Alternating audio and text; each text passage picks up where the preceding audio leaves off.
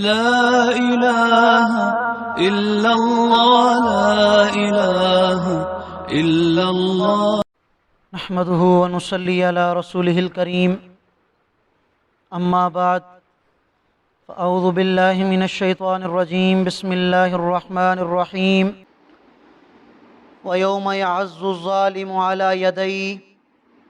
يقول يا ليتني اتخذت مع الرسول سبيلا يا ويلتى ليتني لم أتخذ فلانا خليلا لقد أضلني عن الذكر بعد إذ جاءني وكان الشيطان للإنسان خذولا صدق اللہ العظیم۔ سورہ فرقان کی آیت نمبر 27، 28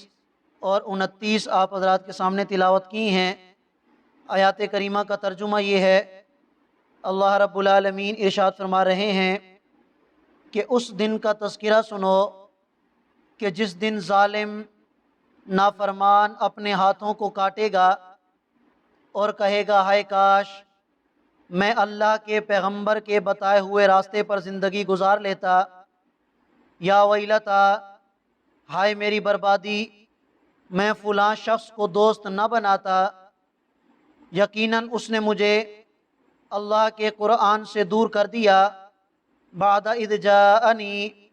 بعد اس کے کہ وہ ہمارے پاس آ چکا تھا،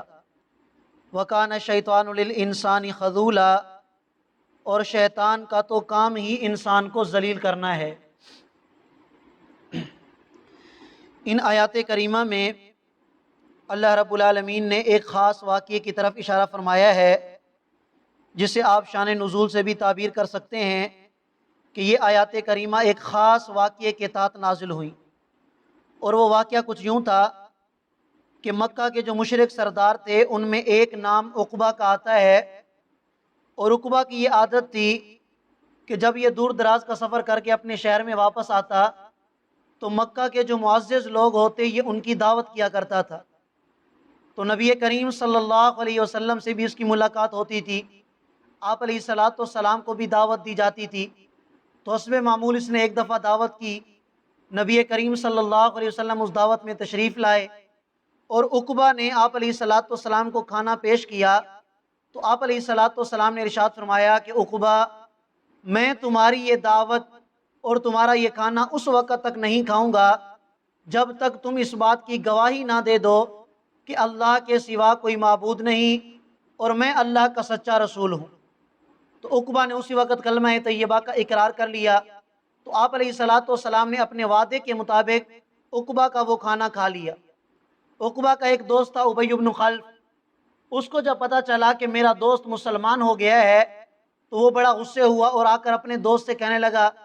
کہ بڑی افسوس کی بات ہے، تو نے اپنے آباء و اجداد کا دین چھوڑ دیا اور تو نے کلمہ پڑھ کے تو مسلمان ہو گیا، بے دین ہو گیا معاذ اللہ۔ تو اس پر وہ کہنے لگا کہ یار وہ میرے گھر میں مہمان تھا اور مجھے یہ بات پسند نہیں تھی، میری غیرت اس بات کو گوارا نہیں کرتی تھی کہ میرا مہمان میرے گھر میں آیا ہوا وہ میرے گھر کا کھانا کھائے بغیر واپس چلا جائے، تو میں نے زبردستی یا مجبور ہو کر جب وہ میرا کھانا ہی نہیں کھا رہا تھا، جب اس نے یہ شرط لگا دی کہ کھانا تب کھاؤں گا جب مسلمان ہوگے یا کلمہ پڑھو گے، تو میں نے مجبوراً کلمہ پڑھا ہے۔ بہرحال اس کا جو دوست ابی بن خلف اس نے کہا کہ نہیں میں تو ایسے راضی نہیں ہوں گا، اب جب تک تم انکار نہیں کرو گے کلمے کو چھوڑو گے نہیں اس وقت تک میں تمہارے ساتھ بات نہیں کروں گا، میں تم سے راضی نہیں ہوں گا۔ بعض روایات میں تو یہاں تک بھی آتا ہے کہ اس ظالم نے یہ کہا تھا کہ اب جب تک تم نبی علیہ السلام کے مبارک چہرے پر تھوکو گے نہیں میں اس وقت تک تمہاری بات پر یقین نہیں کروں گا۔ پھر بعد میں اس نے ایسا کیا نہیں کہ روایات میں آتا ہے کہ پھر یہ دوبارہ مرتد ہو گیا۔ تو ان دو دوستوں کا ذکر اللہ تعالیٰ نے اس آیت کریمہ میں کیا ہے کہ اس دوست نے اسے گمراہ کر دیا، حالانکہ اسے ہدایت مل چکی تھی، یہ مسلمان ہو چکا تھا عقبہ۔ چنانچہ علماء کرام فرماتے ہیں کہ اگرچہ یہ آیات کریمہ ایک خاص واقعے کے تحت نازل ہوئیں، لیکن جس طرح اس آیت کریمہ کے الفاظ عام ہیں، اللہ نے یہاں پر ابی بن خلف کا نام ذکر نہیں کیا کہ فلاں کا لفظ ذکر کیا ہے کہ کاش میں فلاں کو اپنا دوست نہ بناتا، تو لہٰذا اس کا حکم بھی عام ہوگا۔ اب قیامت تک جو دو دوست کسی گناہ پر جمع ہوں،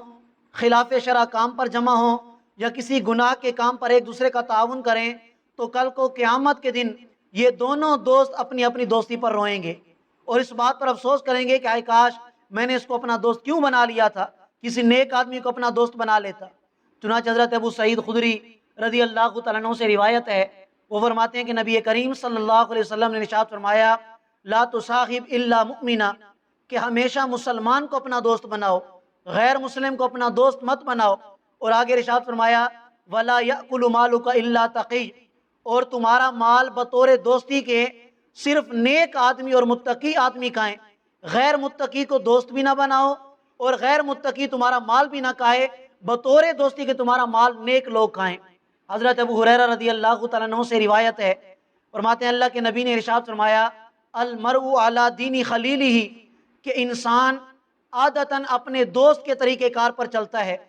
فَلْيَنْظُرْ مَنْ يُخَالِلْ، تو لہذا جب کسی کو دوست بناؤ تو یہ دیکھ لیا کرو کہ میں کس طرح کے آدمی کو دوست بنا رہا ہوں۔ اگر نیک ہے تو دوست بنا لو، گناہگار ہے نافرمان ہے تو کوشش کرو اس کی محفل سے اپنے آپ کو بچا کر کسی نیک آدمی کی محفل اختیار کرو، اس لیے کہ اگر تم نے آج دنیا میں کسی برے آدمی کو دوست بنا لیا تو کل کو قیامت کے دن اس برے دوست کے ساتھ دوستی لگانے پر تمہیں رونا پڑے گا۔ تو یہی آیت کریمہ میں ذکر کیا گیا ہے کہ شیطان تو تمہیں ورغلائے گا، وسوسہ ڈالے گا، برے لوگوں کے مجلس میں لے کے جائے گا، برے دوست بنانے کی طرف تمہیں لے کے جائے گا، اس لیے کہ شیطان تو تمہیں دنیا آخرت میں ذلیل اور خوار کرنا چاہتا ہے۔ جیسے اللہ تعالیٰ نے دکھایا کہ عقبہ اور ابی بن خلف دنیا میں بھی ذلیل ہوئے، غزوہ بدر میں مارے گئے، اور پھر آخرت میں بھی اللہ تعالیٰ نے ان کی سزا کا ذکر کیا ہے کہ آخرت میں بھی یہ لوگ پچھتائیں گے اور اپنی اس دوستی پر بہت زیادہ افسوس کریں گے۔ اللہ تعالیٰ ہم سب کو سمجھنے اور عمل کرنے کی توفیق عطا فرمائے۔ جزاک اللہ۔